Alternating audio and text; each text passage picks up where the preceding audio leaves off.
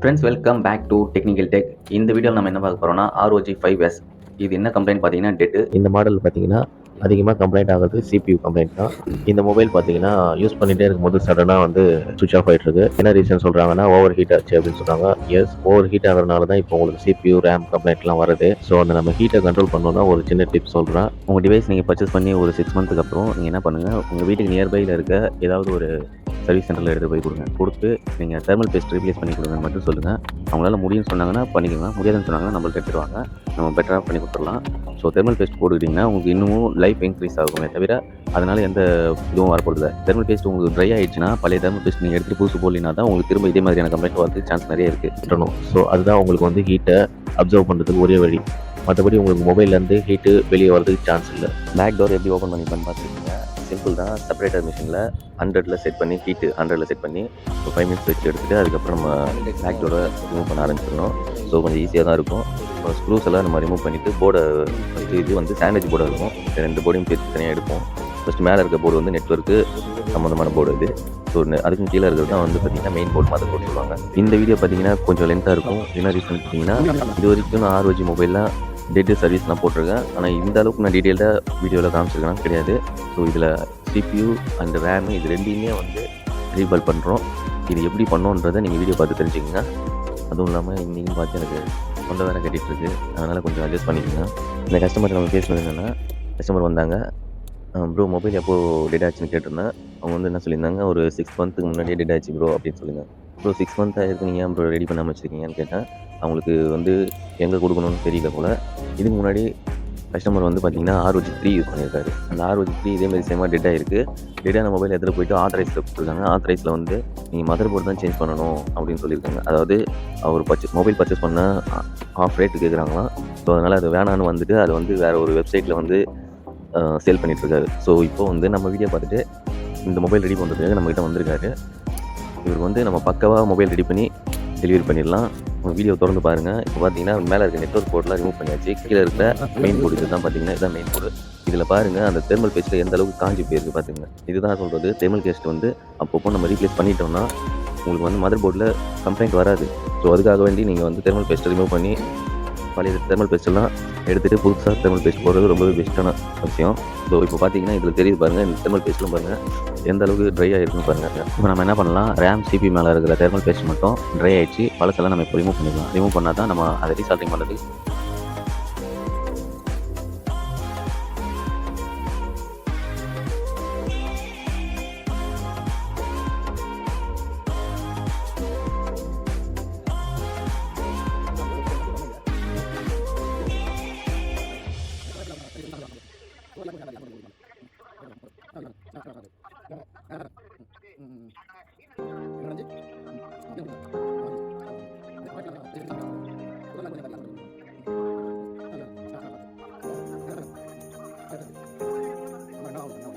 Work பண்ணுறதுக்கு முன்னாடி இப்போ CPU RAM நம்ம எடுக்க போகிறோம். ஸோ இது எடுக்கிறதுக்கு முன்னாடி நாங்கள் என்ன பண்ணுறோம், இதுதான் வந்து சில்வர் டேப்பு ஹீட் சிங்க்கு. ஸோ இது வந்து ஹீட்டை ஸ்ப்ரெட் ஆக விடாமல் பார்த்துக்கும். நமக்கு தேவை ஹீட் வந்து அந்த CPU RAM மேலே பட்டால் மட்டும் போதும். அது மட்டும் தான் இப்போ நம்ம எடுக்க போகிறோம். ஸோ அதர் பிளேஸில் ஹீட்டு ஸ்ப்ரெட் ஆகக்கூடாது, அதுக்காக நம்ம இதை போட்டிருக்கோம். ஃப்ரெண்ட்ஸ், இப்போ நம்ம என்ன பண்ண போகிறோம், ப்ளோயரில் ஹீட் வந்து செட் பண்ணிக்கலாம். 230 கிட்ட செட் பண்ணிக்கலாம். அதே மாதிரி பார்த்தீங்கன்னா ஏர் வந்து 1.5லேருந்து 3 வரைக்கும் அட்ஜஸ்ட் பண்ணிக்கலாம். இன்க்ரீஸும் பண்ணிப்போம், டிக்ரீஸும் பண்ணிப்போம். அதே மாதிரி தான் ஹீட்டும் 230லேருந்து 300 வரைக்கும் இன்க்ரீஸும் பண்ணிப்போம், டிக்ரீஸும் பண்ணிப்போம். அது வந்து நம்ம ஐசி ரிமூவ் பண்ணுறதுக்கு எது எந்த ஹீட் அந்த டைமில் கரெக்டாக இருக்கோ அதை நம்ம கரெக்டாக காமிச்சு எடுப்போம். இப்போ கையில் வச்சுருக்க டூல் பார்த்திங்கன்னா இது ரொம்பவே ஸ்மால் சைஸ் திக்னஸ் தான் இருக்கும். இதனால எந்த பாதிப்புமே வராது. ஸோ இந்த மாதிரி டூல்ஸ் இருந்தால் தான் ஐசி ரிமூவ் பண்ணுறதுக்கு கொஞ்சம் பெட்டராக இருக்கும். ஸோ இப்போ ஐசி ரிமூவ் பண்ணியாச்சு. உள்ளே பார்த்தீங்கன்னா நீங்கள் எந்த மொபைலையும் பார்க்க முடியாது, ROGயில் மட்டும்தான் அந்த மாதிரி ஐசி. ஆக்சுவலாக அந்த CPUக்கும் RAMக்கும் சென்டரில் உங்களுக்கு தெர்மல் பேஸ்ட் வச்சுருப்பாங்க. இப்போ நான் க்ளீன் பண்ணுறது பார்த்தீங்கன்னா அதுதான் தெர்மல் பேஸ்ட் தான் க்ளீன் பண்ணுறோம்.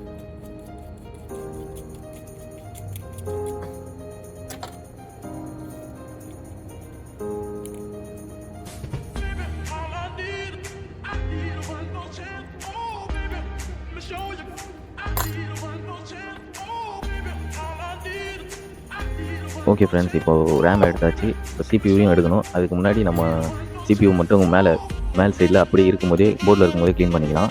ஸோ அது பெட்டராக இருக்கும். இதில் பார்த்தீங்கன்னா CPU, RAM இது ரெண்டையுமே அட் டைமில் ரீபால் பண்ண வேண்டியிருக்கு. ஏன்னா ரெண்டுமே ரீபாலிங் அந்த டீசால்ரிங் ஆகிட்டு இருக்குது. ஸோ ரெண்டையும் ரீபால் பண்ணிக்கலாம்.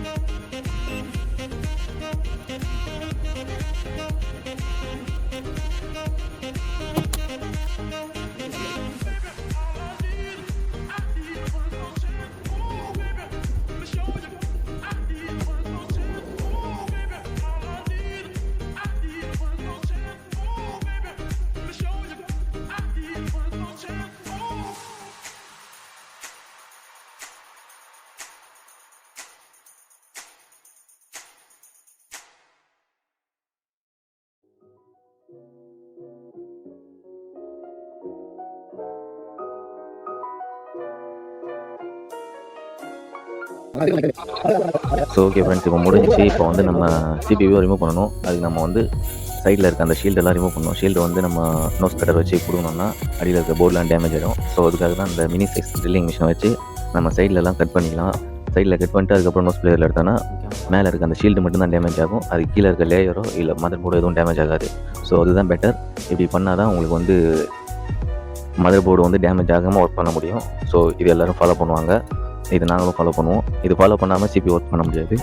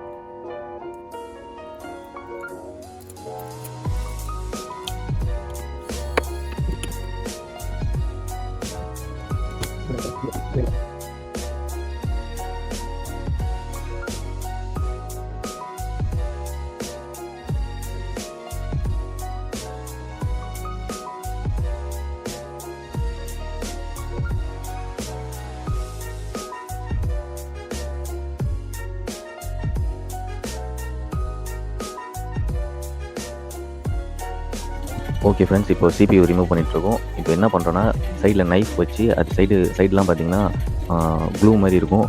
அந்த க்ளூ எப்படின்னா UV லைட் பட்டால் நல்லா க்ரிப் ஆகிடும். இப்போ அந்த க்ளூவெல்லாம் நம்ம ரிமூவ் பண்ணுறோம்.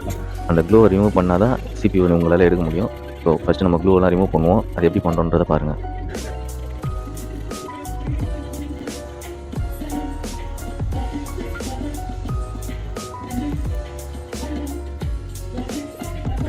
ஓகே ஃப்ரெண்ட்ஸ், இப்போ CPU எடுத்துட்டோம். இப்போ அது CPU கீழே பொசிஷன் எப்படி இருக்குன்றது பாருங்கள்.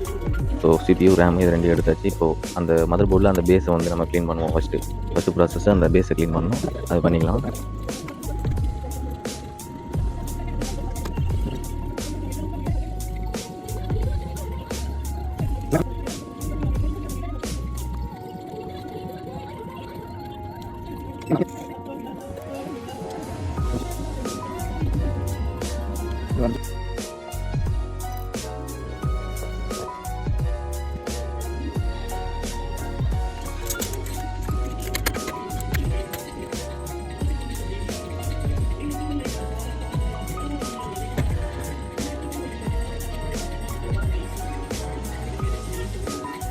ஓகே ஃப்ரெண்ட்ஸ், இப்போ CPUவோட டவுன் சைடு அதை வந்து நம்ம மதர் போர்ட்லேருந்து எடுத்தால் தான் க்ளீன் பண்ண முடியும். ஸோ இப்போ வந்து இந்த ஸ்டாண்டு பார்த்தீங்கன்னா இந்த மாதிரி ஐசியை செப்பரேட்டாக எடுத்து வச்சு க்ளீன் பண்ணுறதுக்கான ஸ்டாண்ட் இது. ஸோ இதில் பார்த்தீங்கன்னா பிளாக் கலரில் டஸ்ட்லாம் வருது பார்த்தீங்களா, இதெல்லாம் வந்து டீசால்ரிங் ஆனதுனால தான் உங்களுக்கு அந்த மாதிரி ஃபங்கஸ் மாதிரி வந்துருக்கு. ஸோ இதெல்லாம் க்ளீன் பண்ணிவிட்டு நம்ம வந்து சால்ட்ரிங் பிக்கை வச்சு பழைய சால்ட்ரிங்கை ஃபுல்லாமே எடுக்கணும். அந்த பிளேஸ்லேருந்து CPUலேருந்து எடுத்தால் தான் நம்ம ரீபாயிலிங் பண்ணுறதப்போ அங்கே அந்த இடத்துல ஃப்ரெஷ்ஷாக சால்ட்ரிங் பபிள்ஸ்லாம் வரும். ஸோ அப்போ தான் வந்து CPU ஒர்க்கிங்காக ஆகும் ப்ராப்பராக. ஓகேவா?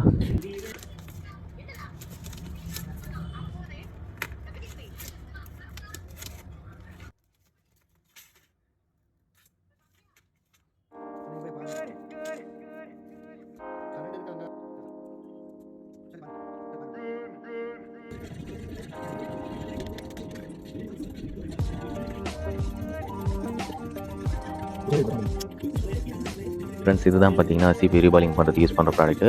ஸோ இது கீழே நம்ம ரேமை வச்சிடணும். வச்சுட்டு அதுக்கு மேலே அயர்ன் பேஸ்ட்டை நம்ம மேலே கோட்டிங் மாதிரி கொடுத்து கொஞ்சம் ஹீட் பண்ணோம்னா சிபியூ மேலேயும் ரேம் மேலேயும் இருக்கிற அந்த பழைய சால்ட்ரிங்க்கு பதிலாக புது சால்ட்ரிங் வைக்கிறோம். அதாவது இதுக்கு மேலே அயர்ன் பேஸ்ட்டு தரோம் இல்லையா, அதுதான் வந்து அங்கே மேலே போய்ட்டு டாட்டாக பபிளாக உட்காந்துரும். இது பேர் தான் ரீபாலிங். ஓகேங்களா?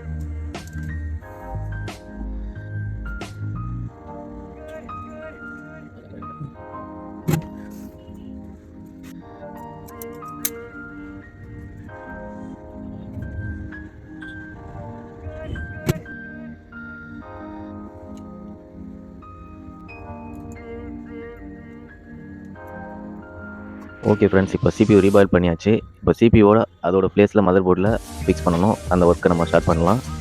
சிபியூ முடிஞ்சதுக்கப்புறம் ரேமு நம்ம வந்து ரீபாலிங் பண்ணணும். ரீபால் பண்ணி அதையும் இது மேலே நம்ம உட்கார வைக்கணும். தொடர்ந்து பார்க்கலாம் வாங்க.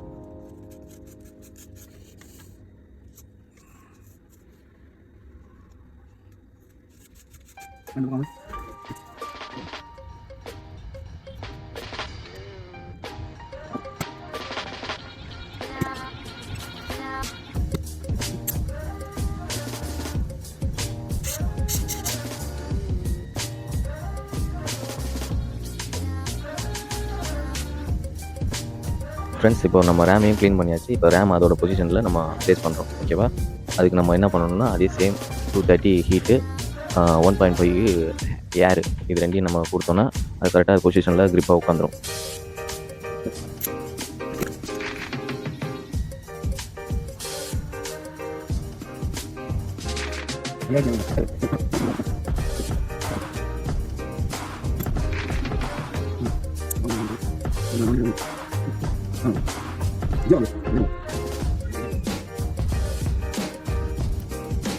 ஓகே ஃப்ரெண்ட்ஸ், இப்போ ஆல்மோஸ்ட் எல்லா ஒர்க்கும் முடிஞ்சிச்சு. சிபியூ ரேமு ரெண்டுமே ரீபால் பண்ணி ஃபிக்ஸ் பண்ணியாச்சு. ஸோ இப்போ வந்து மொபைலை வந்து அசம்பிள் பண்ணுவோம். அசம்பிள் பண்ணிட்டு மொபைல் ஆன் பண்ணுவோம். வாங்க.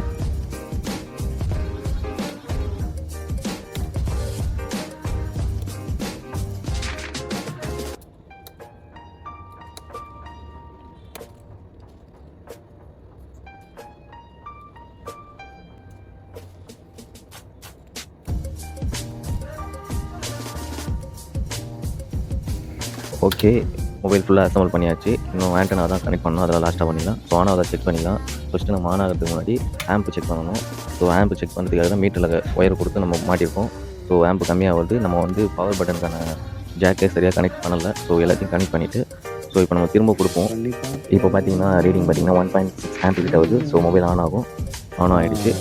ஃப்ரெண்ட்ஸ், வீடியோ பிடிச்சிருந்தா லைக் பண்ணுங்கள், ஷேர் பண்ணுங்கள், கமெண்ட் பண்ணுங்கள். ஒரு 1000 வியூஸாவது வர வைங்க ஷேர் பண்ணி. ஸோ உங்களுக்கு எந்த டவுட்டாக இருந்தாலும் எனக்கு கேளுங்க. நான் எப்போவுமே ரெஸ்பான்ஸாக இருப்பேன். ஸோ நீங்கள் கேட்குற கேள்விக்கு பதில் கண்டிப்பாக உங்களுக்கு கிடைக்கும். அடுத்த வீடியோவில் பார்க்கலாம். பாய்.